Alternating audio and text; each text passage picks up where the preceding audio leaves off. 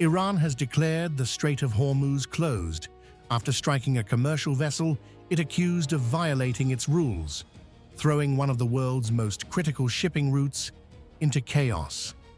Tehran warned that any attempt to challenge its actions would trigger a severe response, raising fears of a direct showdown with the United States. Washington hit back fast. U.S. forces launched fresh strikes on Iranian targets after the attack on the Cyprus-flagged container ship MV GFS Galaxy. According to CENTCOM, the vessel suffered major engine room damage and a crew member is missing. The latest exchange marks another collapse of diplomacy and a return to open confrontation between two longtime enemies. At 7:15 p.m. ET today, U.S. Central Command forces began launching the third round of strikes this week against Iran after Islamic Revolutionary Guard Corps forces blatantly attacked MV GFS Galaxy, a Cyprus-flagged container ship transiting the Strait of Hormuz. A civilian crew member is missing and the vessel is unable to continue the journey due to an onboard fire and significant engine room damage.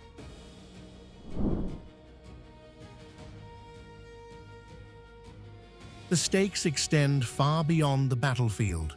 The Strait of Hormuz is the artery of global energy markets, carrying nearly 1/5 of the world's oil and LNG supplies. With Iran effectively blocking the route, fears are mounting over soaring fuel prices, disrupted trade, and a shockwave that could hit economies across the globe.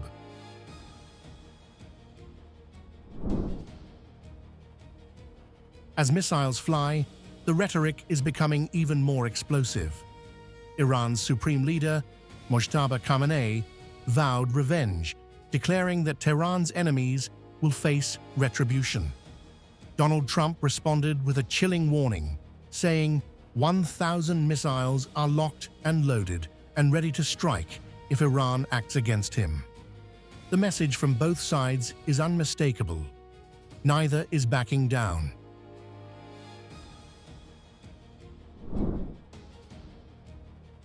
Adding to the drumbeat of war, U.S. Defense Secretary Pete Hegseth posted a blunt warning. Iran made a poor choice. Now they pay. With commercial ships under attack, Hormuz effectively shut, and both capitals trading threats, the region is staring at its most dangerous moment since the conflict began, and the next move could send shockwaves around the world.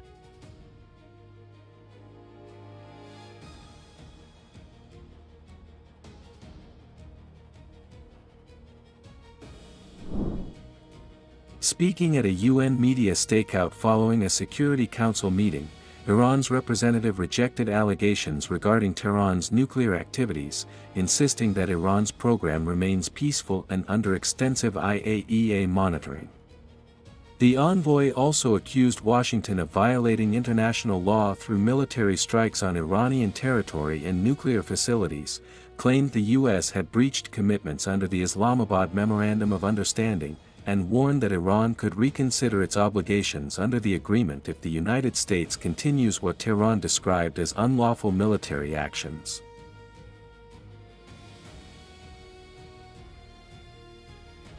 The United States and the Israeli regime bear a full responsibility for the consequences of this unlawful act and must be held fully accountable. The United States has once again violated its obligation by launching and continuing large-scale military attacks against Iran's sovereignty and territorial integrity, including attacks on installations in the southern cities of Iran and several Iranian islands in the Persian Gulf on 7th and 8th of July. These renewed attacks constitute another flagrant violation of Article 2 of the Charter and material breach of the Paragraph 1 of the Islamabad Memorandum of Understanding, under which the United States expressly committed to cease all military actions against Iran and to refrain from the threat or use of force. The United States bears full international responsibility for all legal and political consequences arising from its unlawful action.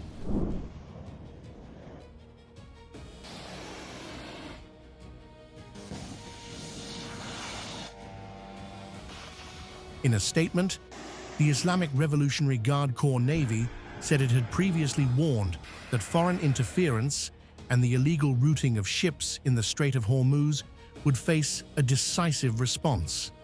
According to the IRGC, several vessels, allegedly encouraged by foreign actors, ignored warnings and attempted to leave approved navigation channels. Iranian forces claimed one vessel switched off its tracking systems, endangered maritime security, and was fired upon with a warning shot before being forced to halt.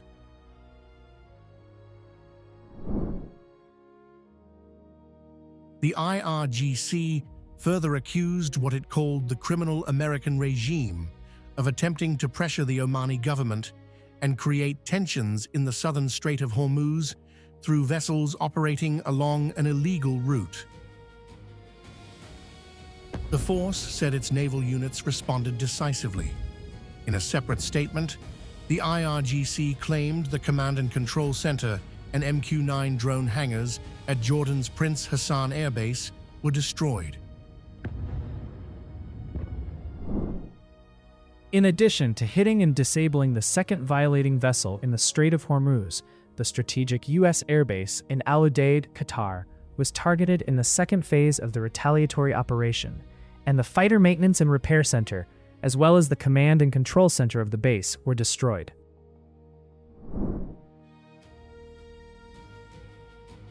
The confrontation escalated further as the IRGC announced that a second vessel accused of violating navigation rules in the Strait of Hormuz had been hit and disabled.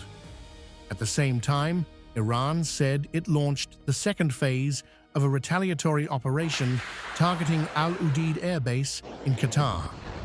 According to the IRGC, fighter maintenance and repair facilities, along with command and control centers at the strategic U.S. base, were destroyed in response to what Tehran described as continued American attacks on Iranian coastal military positions.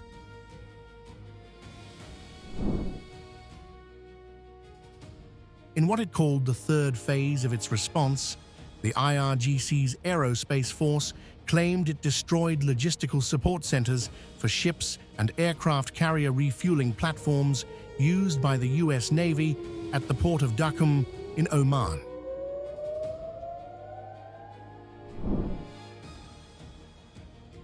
Meanwhile, U.S. Central Command, or CENTCOM, announced from Tampa, Florida, that it had completed a third round of strikes against Iran on July 11th, holding Iranian forces responsible for attacks on another commercial ship in the Strait of Hormuz.